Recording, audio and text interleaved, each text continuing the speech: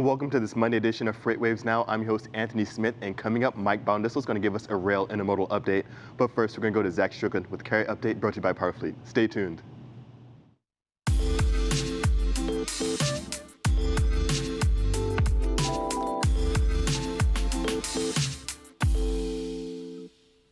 Hey everyone, and welcome to your Monday Carrier Update presented by PowerFleet. I'm Zach Strickland. So over the weekend, we had a little bit of activity kicking off. Our outbound tender rejection index and outbound tender volume index both showing increases over the last couple of days. The volumes, of course, have been high. Last week, we had a little bit of a moment where we took some time off on the tender rejection index. You can see there down at the very end, it kind of dipped for a few days. We had about 5 or 6 days in a row of sequential decline in the outbound tender rejection index. That has changed. We're now back up over where we were before the decline in the tender rejection index. Again, volumes continuing to compress capacity in the United States right now. Some of the smaller markets were getting in on the action last week. This week, we're back to some of those larger markets starting to kick things off again. So again, carriers out there need to be paying attention to their contracted volumes. They're certainly going to be considerable over the next little bit. It's going to take some time for this to start coming back down too. So, capacity will probably remain tight for the remainder of the month, regardless of whether or not it starts to decline tomorrow or not. So again, volumes and tender rejections both increasing to start your week. Again, as we get closer to Labor Day, it's probably going to tighten a little bit more as well, just because we normally have that kind of holiday compression, as well as end of month activity in terms of volume. Looking across the country, United States, a lot of green on this tree map that I'm showing to you. This is the outbound tender volume index in each market, week over week change. So these percentages that you're looking at, that's your percentage weekly change in overall outbound volume from each of these markets. Pay attention to these up here in the top left corner. These are going to be your largest markets in the United States, commanding the largest amount of freight volume. Consistent freight volume at that, because they are the, really the freight epicenters of the United States freight market. Joliet, Illinois, finally really starting to pick up. This has been one of the quieter sections of the country up in the Midwest.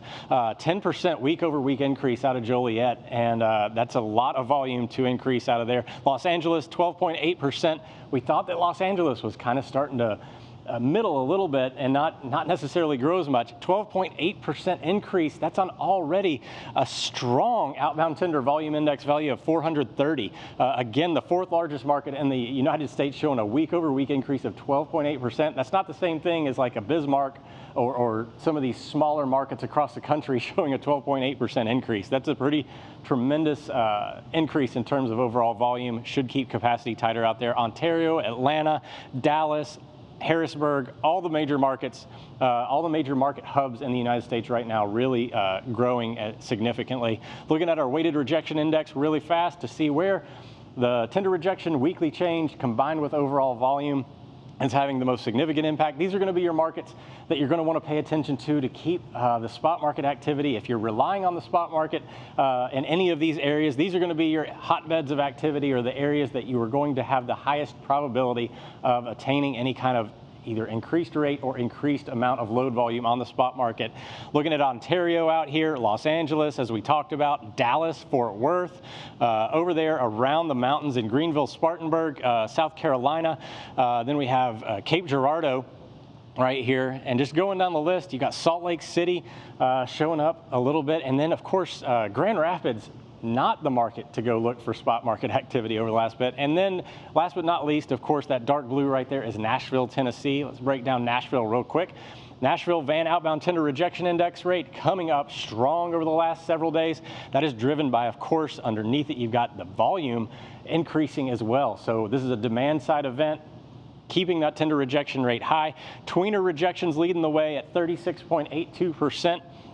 Long haul, 29.31%. So those carriers out there entering the Nashville, Tennessee market without a pre-pen, without a load, anything over 450 miles in length has some of the tightest capacity in the nation right now, especially week over week in terms of Nashville. So anybody going to Nashville today, check out that spot market, and that'll do it for today's Carrier Update.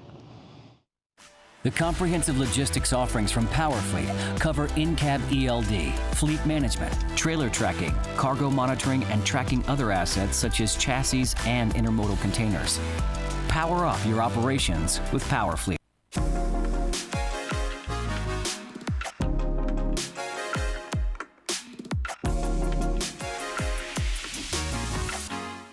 Welcome to the Rail Intermodal Update. I'm here with Mike Baudendistel. Mike, what's the latest?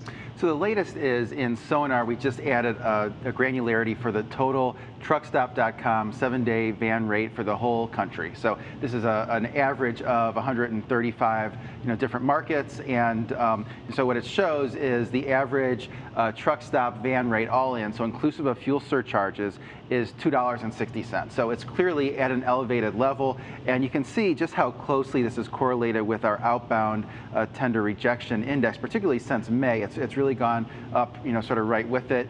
The advantage of our tender rejections and using that as an indicator for where spot rates are going is that it's a daily series. So that's one of the advantages. This 260 is about a week old, but this 22.7% is a daily average or a daily series, and that sort of indicates that the spot rates will be at 260, maybe even a little bit higher, in the coming weeks.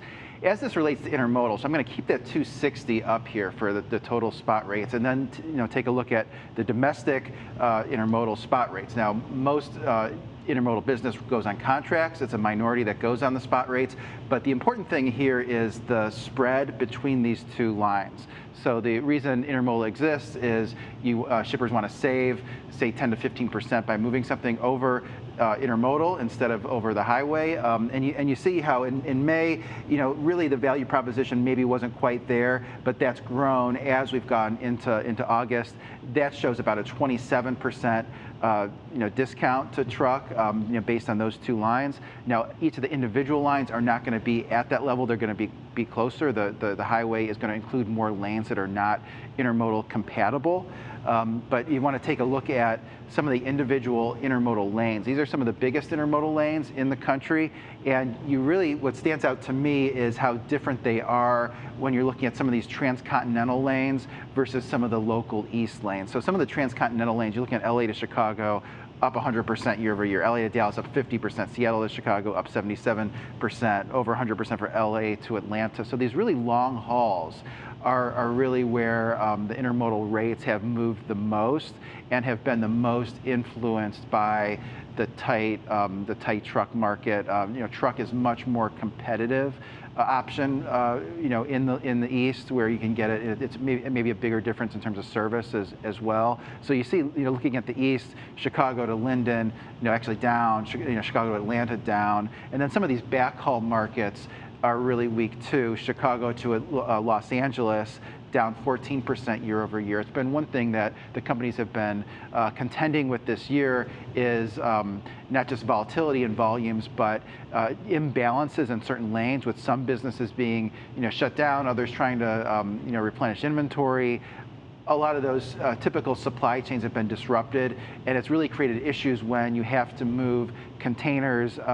Containers have to be in the right place, and so just supply chains in general, the companies have had to adapt to that. Some of the intermodal companies have called that out as being a headwind for costs. Just going to dig in just real quickly on one of the sort of key intermodal lanes. This is LA to Dallas.